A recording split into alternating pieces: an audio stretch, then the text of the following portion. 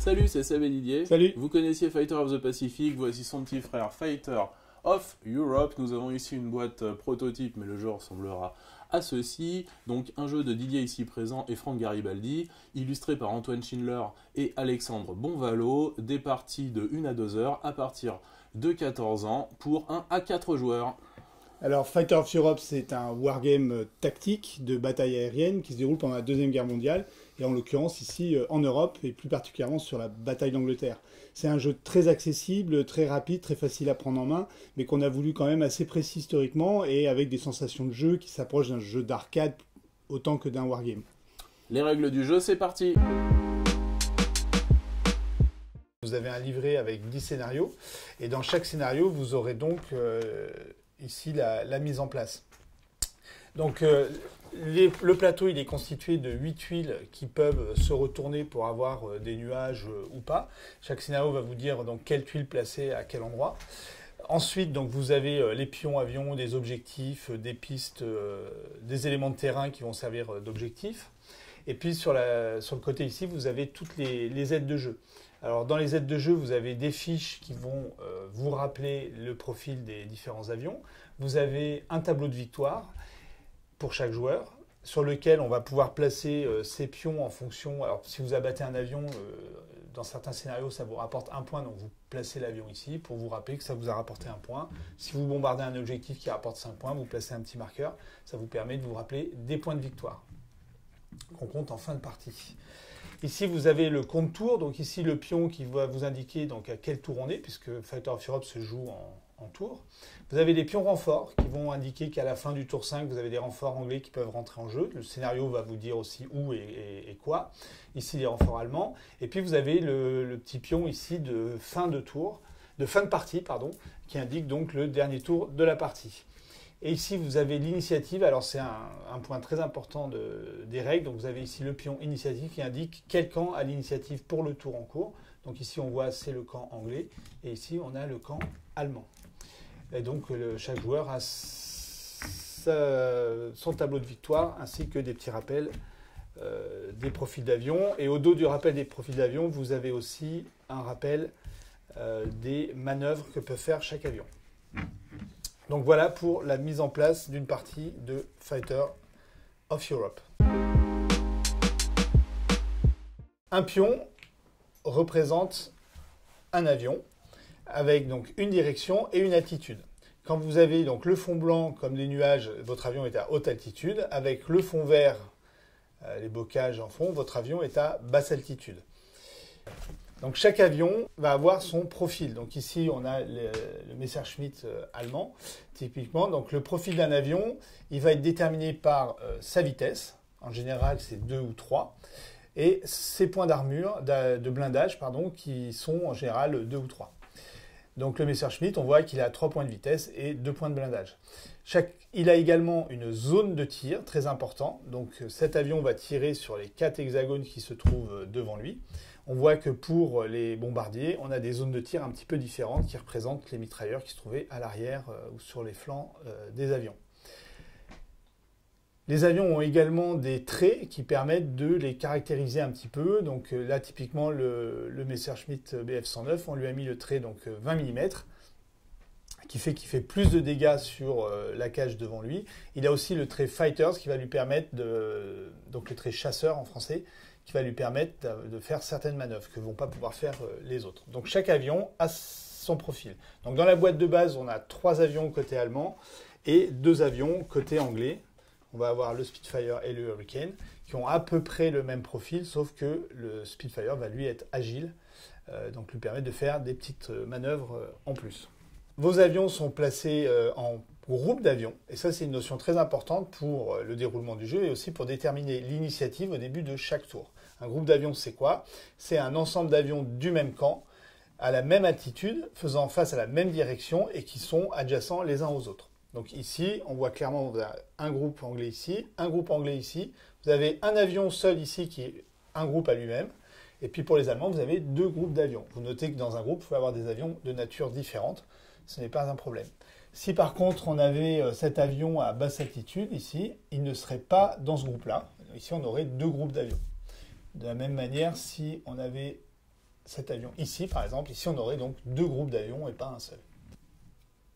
Dans le jeu, les joueurs vont activer tous leurs avions par groupe et à tour de rôle. Donc le joueur qui a l'initiative peut commencer à jouer. Il va pouvoir activer un groupe d'avions. Ensuite, l'adversaire va activer un de ses groupes d'avions. Moi, le joueur donc, a de nouveau activé son groupe, etc. jusqu'à ce que tous les groupes d'avions, tous les avions aient été activés. Alors, quand c'est son tour d'activer un groupe, un joueur va devoir activer tous les avions du groupe en question. Admettons que l'anglais donc active ces 2 Spitfire qui se trouvent ici. Il va d'abord activer un premier avion, effectuer tout son potentiel de mouvement, faire toutes les conséquences de ce mouvement et ensuite activer le deuxième avion, faire tout son mouvement, toutes les conséquences et il aura fini d'activer son groupe d'avions. Donc quand vous activez un avion, vous êtes obligé donc de dépenser tous ces points de mouvement.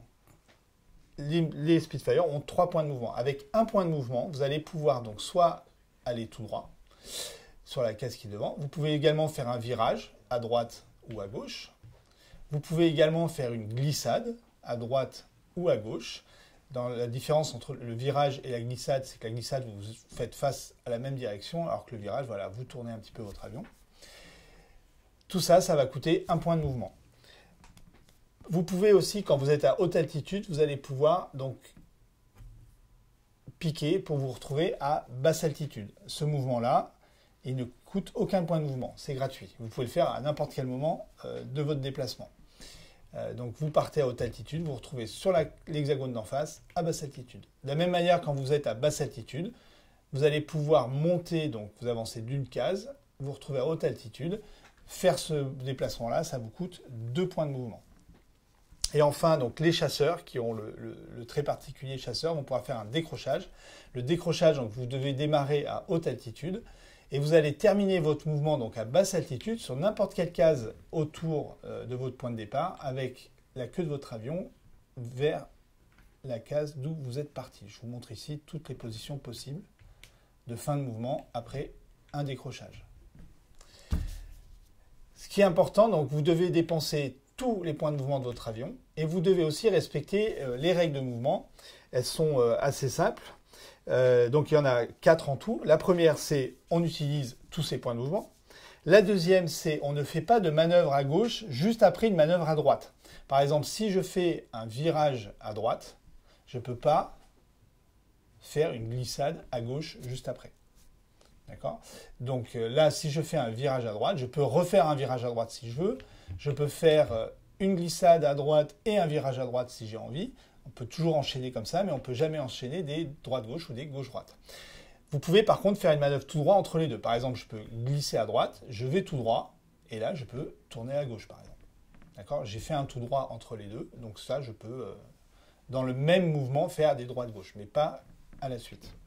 Ça, c'était la deuxième règle de vol. La troisième règle de vol, c'est que vous ne pouvez jamais faire un piqué et une remontée dans le même tour. Même si en termes de points de mouvement, ça serait autorisé, hein, parce que le piqué vaut 0, monter vaut 2, voilà, je pourrais le faire. Mais c'est interdit dans ce jeu, vous ne pouvez pas dans le même tour à la fois faire un piqué et un grimpé. Et enfin, vous ne pouvez jamais vous arrêter sur une case avec un avion, ami ou ennemi, à la même altitude que vous. Vous pouvez la traverser. C'est-à-dire que cet avion, pendant son mouvement, peut très bien traverser une case avec un autre avion. On peut même traverser donc une case avec un avion ennemi. Il n'y a pas de souci. S'il n'est pas à la même altitude, on peut évidemment traverser la case où il se trouve. On peut même s'y arrêter, voilà, sans que ce soit interdit. Ce qui est interdit, c'est de s'arrêter sur un hexagone avec un avion, quel qu'il soit, à la même altitude. Donc ça, interdit.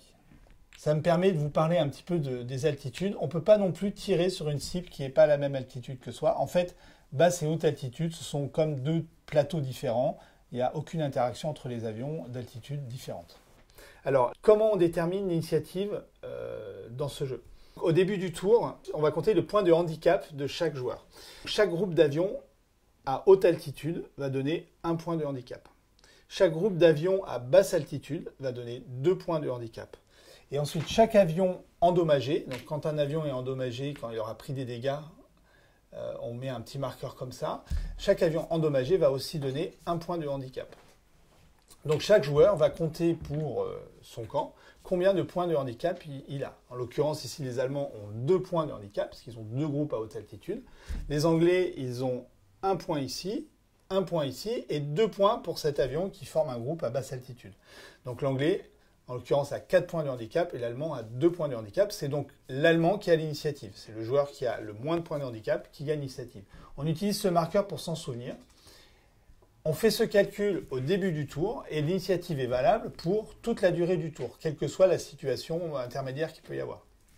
Dès qu'on a fini le tour, donc tous les joueurs ont activé tous leurs avions, on avance ici le compteur de tour, on recalcule l'initiative. En cas d'égalité, l'initiative ne change pas de camp. Il faut avoir plus que l'adversaire du coup pour récupérer l'initiative.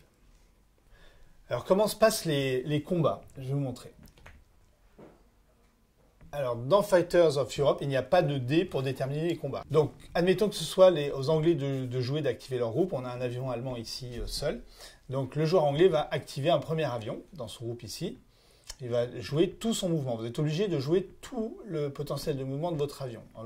Donc, c'est 3 pour un Spitfire. Donc, je fais 1, 2 et 3. Vous voyez, j'ai fait un tout droit, un virage à gauche et un tout droit. Et donc, je mets ici, dans ma zone de tir, un avion ennemi, je le prends pour cible. Donc cet avion ici a été activé. Je tire donc sur cet avion. Cet avion allemand n'a pas été encore activé. Donc là, il va pouvoir esquiver. Il va pouvoir essayer d'éviter donc mon attaque.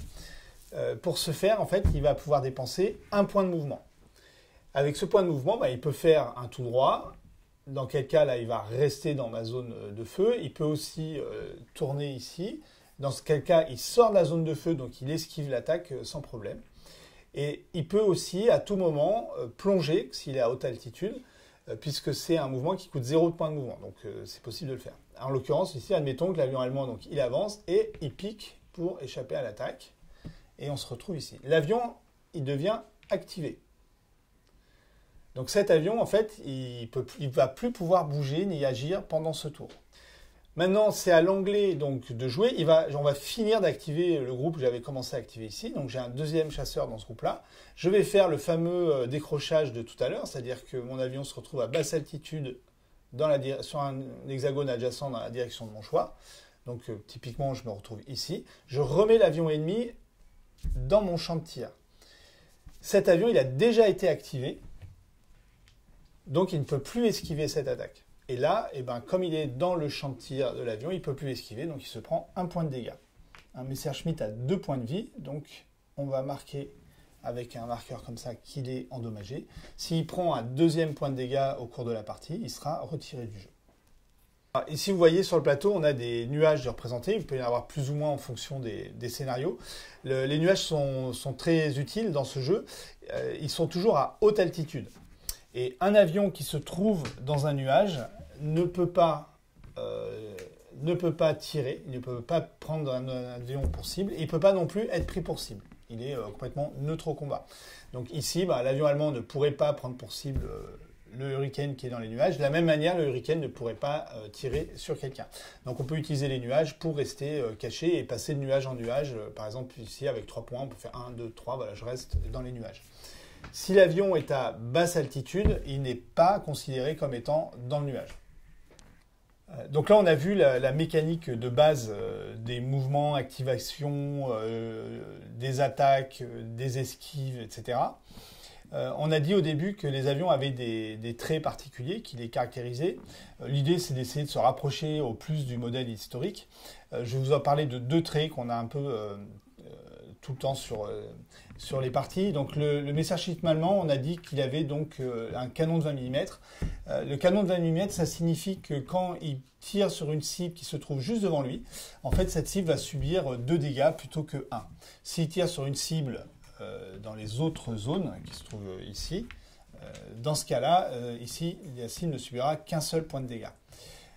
Donc ça permet, par exemple, comme les chasseurs ont 2 points de vie, si vous parvenez, par exemple, à vous retrouver dans cette situation avec un Spitfire qui a déjà été activé, le Messerschmitt arrive à bout portant, il lui tire dessus, il ne peut pas esquiver, il prend 2 points de dégâts, il est détruit du premier coup.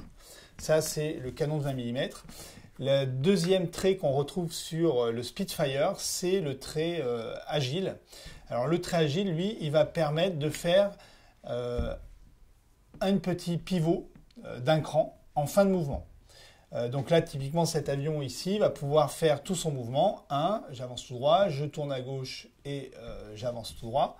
Et là, en fin de mouvement, comme je suis agile, je peux faire un petit pivot sur la gauche, par exemple, ce qui me permet de mettre le Messerschmitt dans ma zone de tir. Ça, c'est le trait agile. On va parler aussi des batteries antiaériennes. On les voit ici autour de l'objectif. Donc en fonction des scénarios, vous allez pouvoir placer des jetons comme ça qui sont des batteries antiaériennes. Alors les batteries antiaériennes, elles vont être activées comme un groupe d'avions. C'est-à-dire que quand c'est au joueur de jouer, il va pouvoir dire j'active ma batterie aérienne. Les batteries aériennes, elles vont tirer partout autour d'elles et sur leur hexagone. Donc ça fait 7 hexagones en tout, à basse altitude. Donc là, typiquement, je peux activer ma batterie ici pour dire que je tire sur cet avion qui va pouvoir, s'il n'a pas déjà été activé, il peut très bien donc esquiver. Voilà, par exemple, en faisant un point de mouvement ici, et il sort de la zone de feu de la batterie antiaérienne. Ou alors, s'il a déjà été activé, maintenant, toujours la même règle, la batterie aérienne lui tire dessus, il ne peut pas esquiver, et du coup, là, il va prendre un point de dégâts. Et il va être endommagé. Donc ça, ce sont les batteries aériennes. Elles peuvent également utiliser des tirs de barrage. Les tirs de barrage vont se faire en tout début de tour. Le joueur qui a des batteries aériennes, avant la première activation de groupe, va pouvoir décider de faire des tirs de barrage. Chaque batterie peut faire un tir de barrage jusqu'à 2 cases de sa position. Donc typiquement, là, avec cette batterie, je pourrais mettre un tir de barrage là. Et avec cette batterie-là, je vais pouvoir mettre un tir de barrage ici, par exemple, ou là, ou sur elle-même si elle a envie, etc. Les tirs de barrage, on place donc des tokens. Ils sont à haute altitude et ils vont durer pendant tout le tour. On les retirera à la fin du tour. Ces pions, dès qu'un avion ami ou ennemi rentre dans une case avec un tir de barrage, il va automatiquement subir un dégât. Voilà. Un petit mot sur les bombardements également, parce que vous voyez qu'on a des bombardiers. Alors comment fonctionnent les bombardements? Il faut être à basse altitude et il faut faire avec son avion 2 mouvements tout droit consécutifs. Donc si par exemple mon avion est placé ici, je vais pouvoir faire mes 2 mouvements tout droit. Et là, je vais pouvoir larguer une bombe et placer un marqueur sur une des 2 hexagones dans lesquels je suis rentré pendant mon mouvement. Donc je pourrais poser une bombe ici, ça ne sert à rien. Je peux aussi la poser dans le deuxième et là, j'endommage la piste d'atterrissage. Je remplis mon objectif, puisqu'on avait un petit marqueur objectif ici, ce qui me permet de marquer des points, on va dire 5 points dans ce scénario. Et donc voilà, je viens de larguer ma bombe. Quand votre avion a largué des bombes, ils peuvent le faire qu'une seule fois dans la partie. Vous avez des petits marqueurs qui vous permettent d'indiquer que cet avion n'a plus de bombes et ne pourra plus bombarder de la partie. Voilà, c'était les règles de Fighter of Europe, un jeu de Didier Dinchet et Franck Garibaldi, illustré par Antoine Schindler et Alexandre Bonvalot, des parties pour 1 à 4 joueurs d'une durée de 1 à 2 heures à partir de 14 ans. Fighter of Europe, il est en ce moment en financement participatif sur la plateforme Kickstarter. C'est une campagne qui dure jusqu'au 17 mai. Donc profitez-en parce que c'est l'occasion d'avoir le jeu de base, d'avoir des extensions et d'avoir aussi tous les cadeaux qu'on fait pendant la campagne, de nombreux nouveaux avions, nouveaux scénarios, etc. C'est vraiment une occasion unique d'avoir un jeu complet si il vous plaît. Voilà, de toute façon, vous avez toutes les informations dans la description. N'hésitez pas à nous suivre sur les réseaux sociaux ou sur notre site www.don'tpanicgames.com. Salut! Salut!